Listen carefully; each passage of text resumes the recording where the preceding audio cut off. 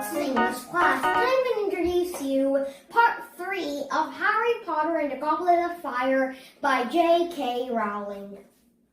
Well, Sirius Black, who was Harry Potter's godfather, in the in a formation of a black dog, because Sirius Black is the animagus, they meet again and then talk a bit, and also Sirius Black gets some food and also some newspapers, and also they talk for a while, and then they go back. But then Harry Potter meets Mr. Crouch with Victor Krum, and then when Harry Potter was gone, Victor Krum was attacked, and then Mr. Crouch was gone. Everything Victor Krum said was that Mr. Crouch attacked him and then, disappeared. And so, after that, he goes to Professor Dumbledore and sees that Mr. Crouch's son was actually a Death Eater using the Pensive that can see somebody's memory. And so after that, the third task begins. It was a maze, and so they had to get to first for the Triwizard Cup. And even though if you're, first place in points, any person who gets the cup wins.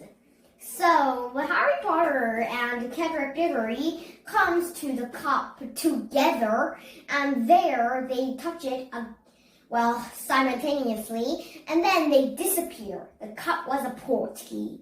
Then they come to a grave where it had came out in Harry Potter's dream. And so they walked, and then they meet Voldemort. And then Voldemort, raises his wand and says the killing curse, and then a blinding green light flashed, and Cedric Diggory was dead. And Harry Potter was caught.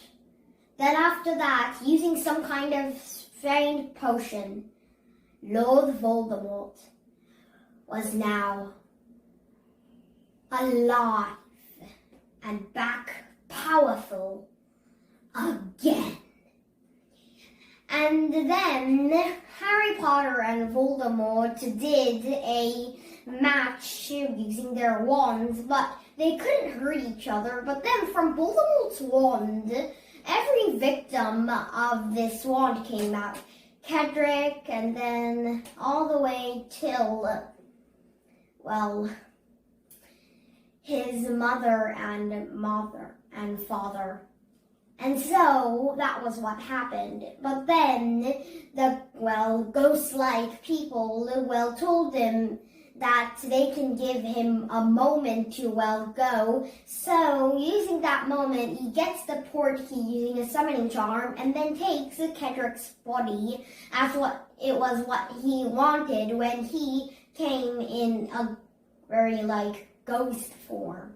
And so they go back. There, he meets Alistair Moody, or Professor Moody back then.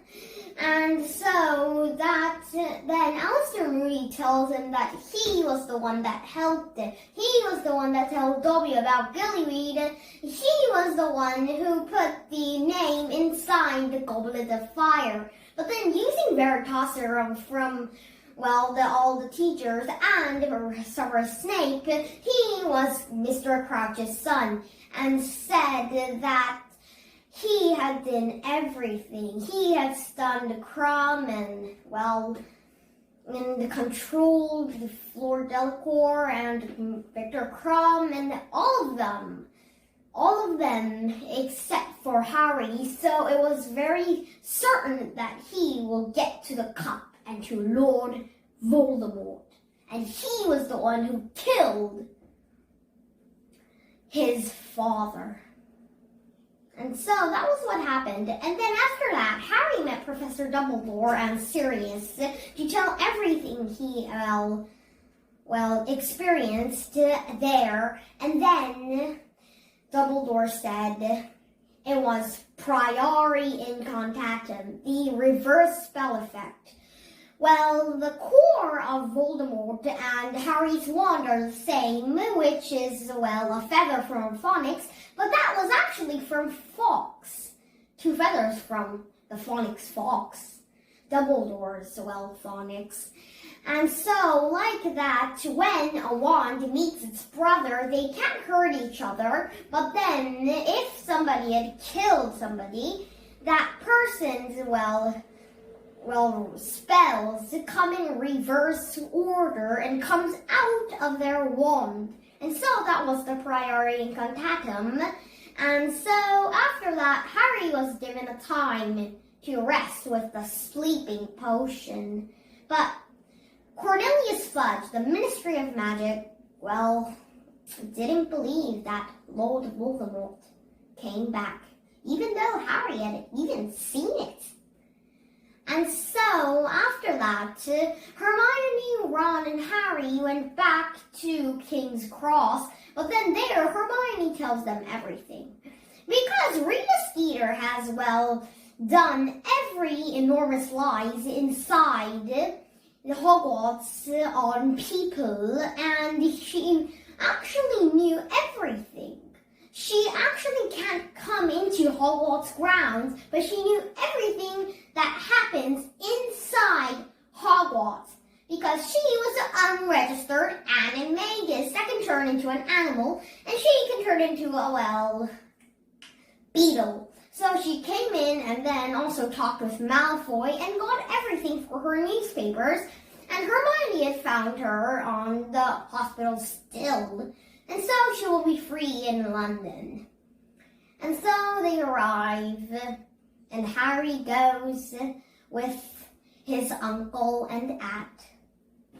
Okay, today I'm introduced you to a book called Harry Potter and the Goblet of Fire by J.K. Rowling. And next time I'll come with a different book.